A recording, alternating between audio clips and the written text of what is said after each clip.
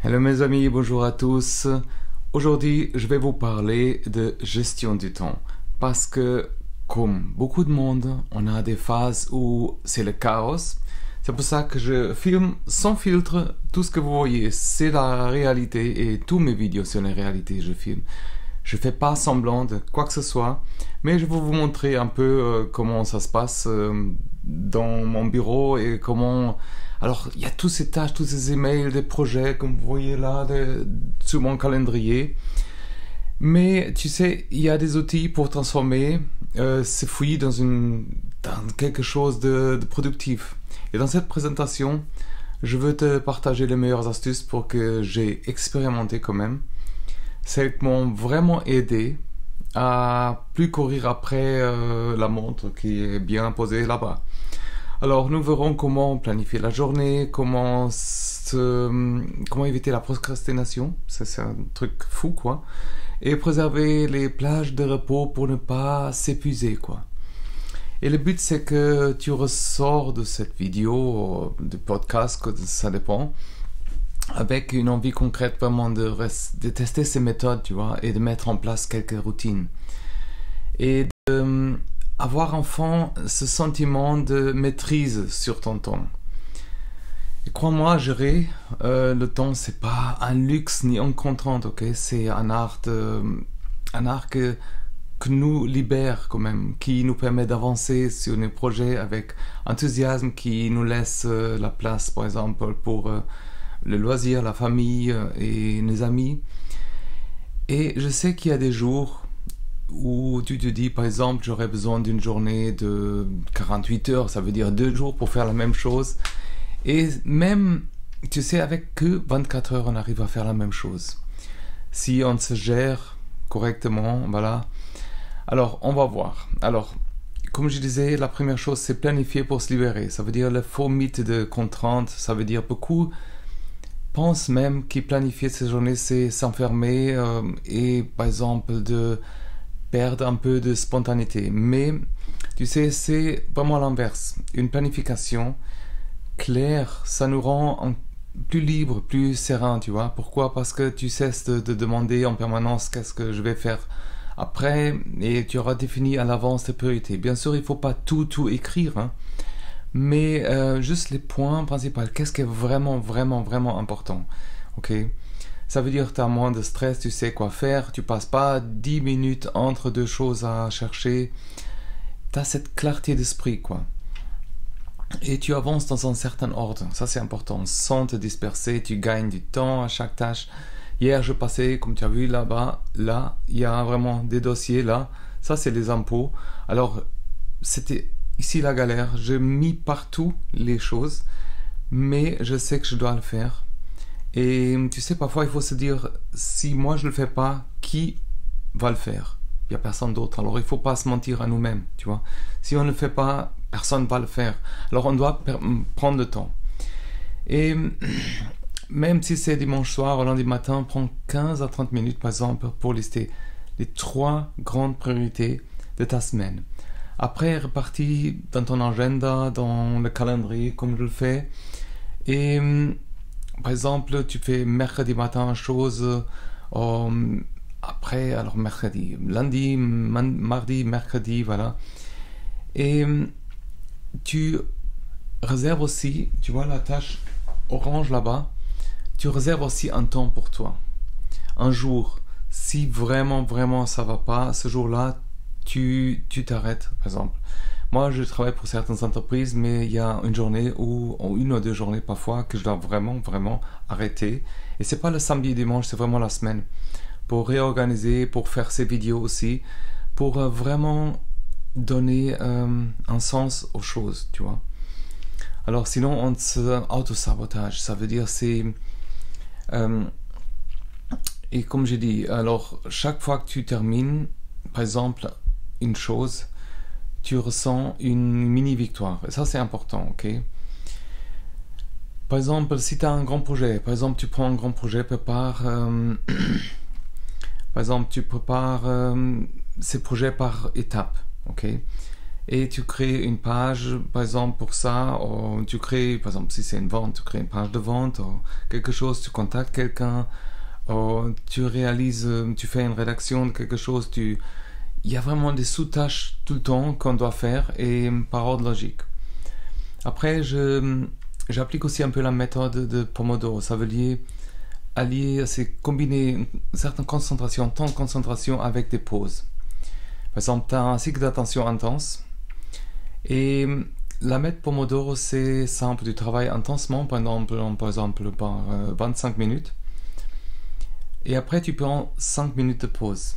Et après 4 cycles, 4 fois que tu fais ça, par exemple, tu t'accordes par exemple 15 à 30 minutes minimum. Et cette approche nous aide à éviter l'interruption, à maintenir la concentration pendant ces temps. Et le fait de savoir que c'est seulement, par exemple, 25 ou 30 minutes, rend tout plus facile. Parce que tu sais, tu as une pause après, ok? Tu as une meilleure productivité aussi. Tu es en mode focus, le temps que tu es en mode focus, et ça prévient aussi, ça fait une prévention de la fatigue aussi, parce que tu ressens que après tu as des pauses et ça te donne plus d'énergie. Alors, par exemple, tu prends un minuteur ou une application sur ton téléphone et tu sélectionnes une tâche et tu fais ça pendant 25 à 30 minutes sans interruption. Tu coupes toutes les notifications, les sonneries du téléphone, tu mets en mode avion, mais loin de toi. Le mien, par exemple, je suis en train d'enregistrer, il est dans une autre pièce. Et comme ça, même si on l'entend très loin, on n'a pas envie, on ne va pas y aller, ok? Par exemple. Alors, comment déjà, en général, comment est-ce qu'on peut éviter les interruptions? Parce que tout le monde réfléchit à ça, comment est-ce qu'on peut le faire? Il y a ce qu'on appelle le voleur du temps, ok? Par exemple, si tu es en train de faire quelque chose, tu as un email qui s'affiche ou qui fait une notification, et chaque coupure, ça interrompt, par exemple, notre attention. Et ça oblige nous à redémarrer notre attention.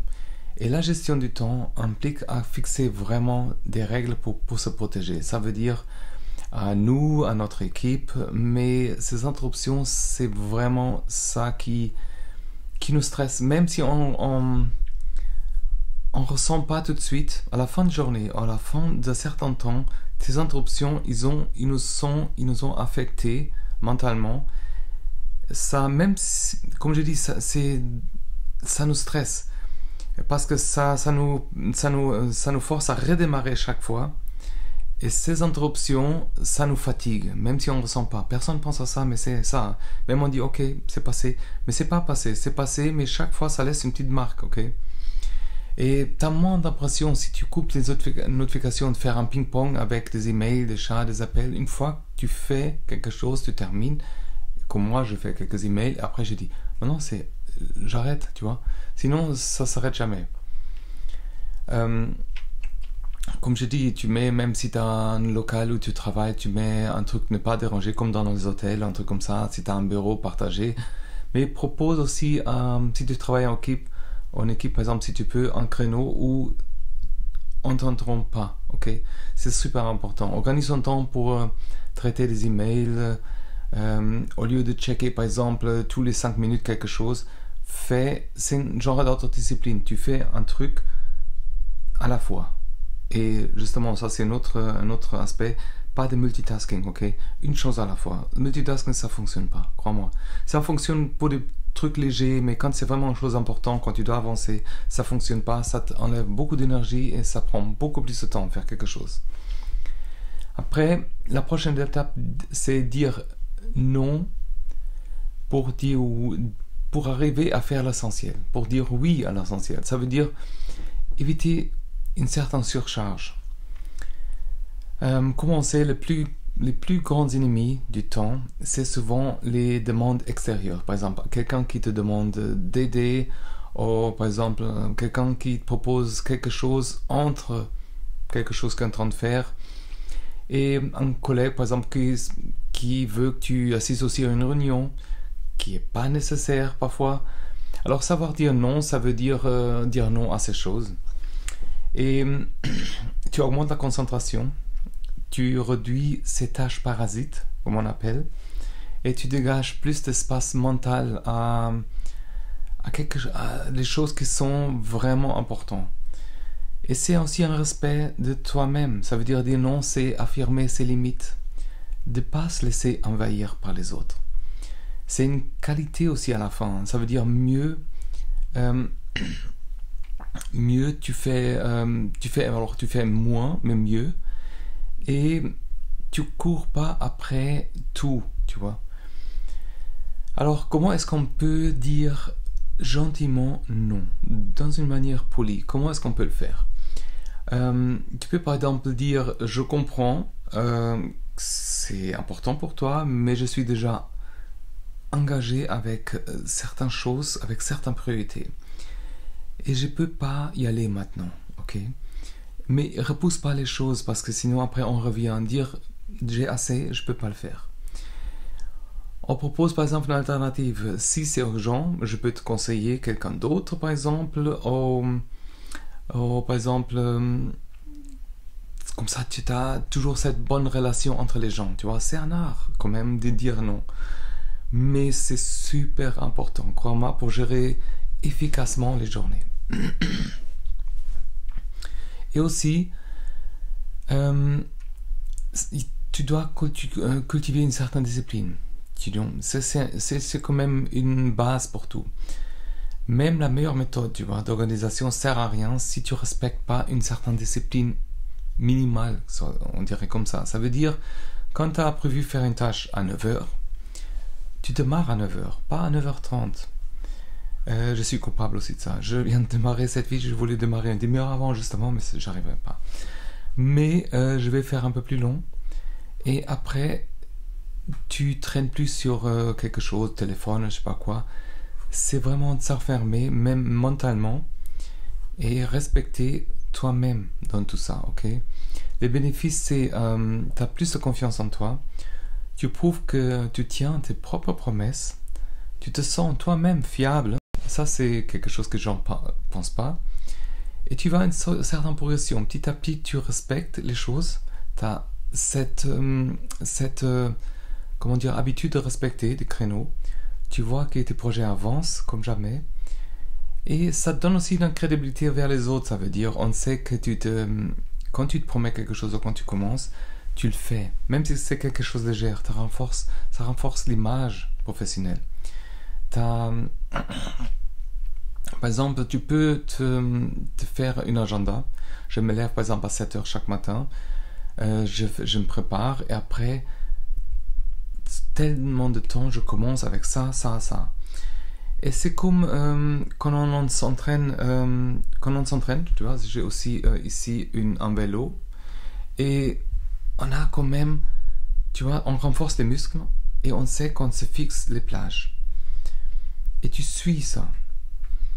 Et tu sais, notre mémoire nous trompe aussi. Ça veut dire que tu peux penser que tu as passé par exemple tant de temps avec ça ou ça, mais si tu veux vraiment aller au fond des choses, où sont les tâches qui nous prennent plus de temps, tu peux tenir genre un journal, une liste, et tu notes chaque fois.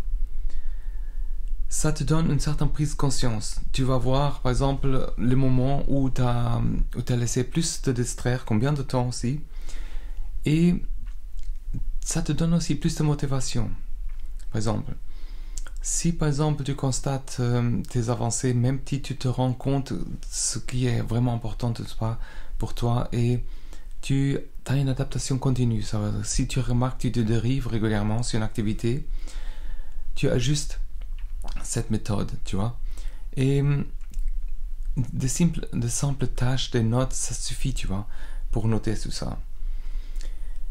Et c'est aussi dans tout ça, se rendre par exemple disponible pour tout ce qui est important. Ça veut dire avoir un certain équilibre entre la vie personnelle et professionnelle. Ça veut dire si on gère mieux notre temps, l'idée c'est de consacrer les heures par exemple de bonne qualité à certaines choses et après se libérer mentalement, ça c'est important, tu vois, pour profiter de la famille des amis, des passions.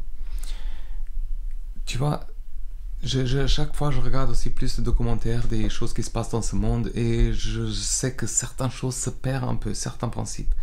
Mais si nous, on est conscient que ça existe, nous, on a un certain avantage sur les autres. Ça veut dire qu'on a moins de stress, on est plus efficace, on se donne plus la possibilité d'avancer dans certains projets.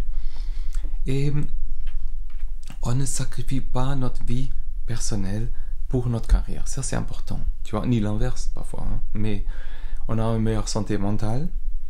Par exemple, quand on a ces genres temps off de la partie professionnelle, on évite une certaine surchauffe, une surcharge. Tu vois, c'est comme un moteur d'une voiture. À un moment donné, il faut vraiment pas pousser tout le temps. Il faut le laisser aller, ok?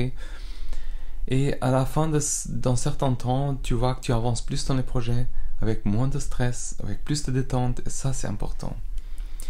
Par exemple, tu peux choisir un créneau horaire, un certain horaire pour certaines choses. Par exemple, tu réponds à certains emails, à certaines choses, et après tu éteins tout, comme je disais avant, et tu crées cette espèce de discipline, ok? Bien sûr, il faut profiter de la technologie qu'on a aujourd'hui. Il y a des applications, le calendrier, des rappels, et comme ça, on se libère aussi mentalement des choses. Et les alertes, par exemple, ça évite, par exemple, de se louper une certaine chose, ou de chevaucher certains projets, par exemple. Ça veut dire c'est juste tenir un horaire et un calendrier discipliné, ok? Mais tu peux rester flexible parfois. Moi, parfois, je switch un peu, je prends un peu en avance, en arrière, et je change même de journée certaines choses, mais quand c'est fixé, ok? Et évalue aussi le temps que tu passes à certaines choses, ok? Comme je dis, ça c'est super important. Et aussi, au final, tu vois, pourquoi s'embêter à tout planifier, à dire non aussi? Qu'est-ce que c'est la finalité de tout ça? Tu vois, c'est pour vivre mieux, pour accomplir nos rêves parfois, nos projets, profiter de la journée sans stress inutile je dis, et gérer notre temps, c'est aussi être maître de ton bateau. Ça veut dire tracer ta route, tracer ton au lieu de laisser porter comme ça par des choses qui arrivent dérivées au vent, au courant, comme ça. C'est retrouver une certaine paix intérieure, une certaine fierté aussi à la fin de chaque journée, ok? Alors, voir quelqu'un qui gère efficacement le temps, ça nous donne une certaine comment ça s'appelle, inspiration. C'est contagieux. Quand tu fais ça, les autres aussi, ils regardent ça, ils vont dire, oui, mais tu arrives bien à gérer les choses, tu économises de temps, d'énergie, tu te laisses gaspiller ton énergie avec des choses. Et tu te sens aussi maître de ton emploi du temps. Ça, c'est super important. Et il y a quand même une certaine spontanéité, ok? Ça veut dire qu'il faut oser cette discipline pour conquérir ta liberté de nouveau, ok?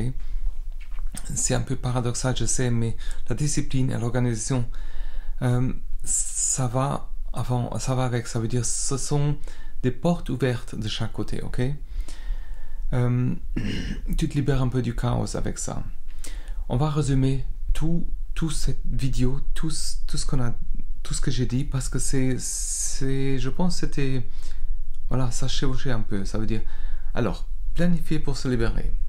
T'as un planning clair qui t'évite que tu dérives et tu gagnes en sérénité, ok?